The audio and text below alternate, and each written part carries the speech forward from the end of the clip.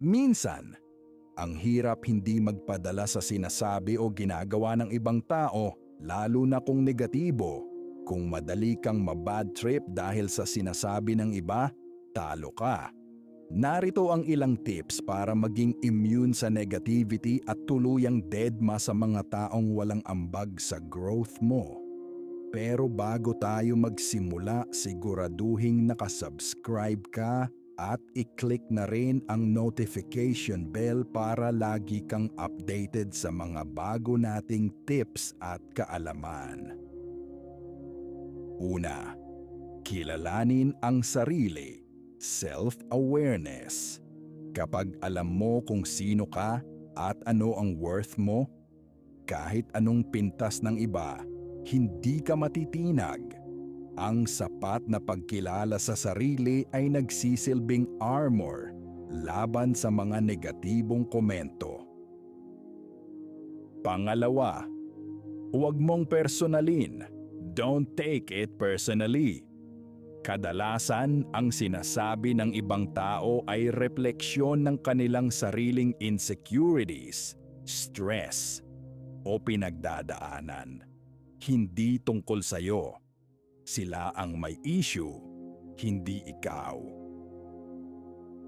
Pangatlo, piliin ang iyong laban. Hindi lahat ng argument ay kailangang patulan.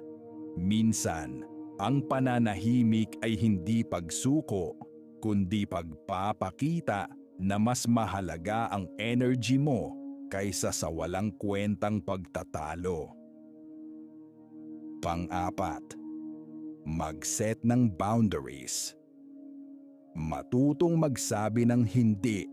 Layuan ang mga taong toxic at huwag hayaang pasukin nila ang iyong personal space o inner circle kung wala naman silang dalang mabuti. Panglima, kontrolin ang kaya mong kontrolin. Control the controllables. Hindi mo hawak ang isip at bibig ng iba, pero hawak mo ang reaksyon mo. Doon ka mag-focus sa bagay na may control ka. Pang-anim, gawing motivation ang negativity. Imbes na magmukmok, gamitin ang duda o panglalait nila bilang gasolina para patunayan na mali sila sa pamamagitan ng tagumpay mo. Pang-pito, huwag mag-assume. Minsan tayo lang ang nagbibigay ng kulay sa kilos ng iba. Baka naman hindi ka talaga nila pinaparinggan. Baka pagod lang sila. Iwasan ang overthinking. Pang-walo, piliin mong makasama ang mga positibong tao. Humanap ng mga taong tunay mong kakampi na susuporta at mag-aangat sa iyo. Kapag napapalibutan ka ng tamang tao, mas madaling baliwalain ang ingay ng mga maling tao. Pang-walo, practice mindfulness at self-care. Matulog ng sapat, kumain ng tama, at mag-meditate. Kapag physically at mentally healthy ka, mas mataas ang tolerance mo sa stress at negativity. Pang-siyam, huwag humingi ng validation sa iba. Kung lagi kang naghihintay ng approval o palakpak ng ibang tao para maging masaya, magiging preso ka ng opinyon nila. Be your own biggest fan. Pang-sampu, practice pause. Kapag may nagsabi ng masama, huwag sumagot agad. Huminga ng malalim, count 1 hanggang 10. Ang distansya sa pagitan ng stimulus at response ang susi sa poise. 11, huwag mag-expect sa ibang tao. Disappointment often comes from expectations. Tanggapin mo na may mga taong sadyang toxic o hindi ka maiintindihan.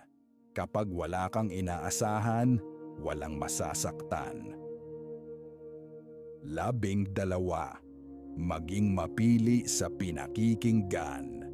Gawin mong parang filter ang tenga mo.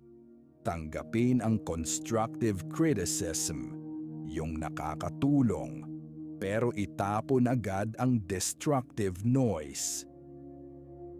13. Maging objective, huwag emotional. Kapag may pumuna sa'yo, himayin mo. May lesson ba akong makukuha rito? Kung constructive, tanggapin. Kung paninira lang, ibulong mo sa hangin. 14. Mag-focus sa iyong layunin, goals. Kapag palagi kang busy, wala ka ng oras para pansinin ang mga background noise. Ang taong may destinasyon, hindi tumitigil para lang batuhin ang bawat asong kumakahol. 15. Kapayapaan ng isip. Piliin mo ang iyong mga laban. Hindi lahat ng bigat ay kailangang pasanin at hindi lahat ng issue ay kailangang patulan. Pakawalan ang hindi tama, yakapin ang nararapat. Ang pagiging unaffected ay hindi nangangahulugan na manhid ka. Pinipili mo lang protektahan ang iyong mental health kaysa sa ingay at opinyon ng iba. Minsan, ang tunay na lakas ay ang pananahimik dahil kapag alam mo na ang iyong halaga, hindi mo na kailangang makipag-agawan sa mikropono para patunayan ito.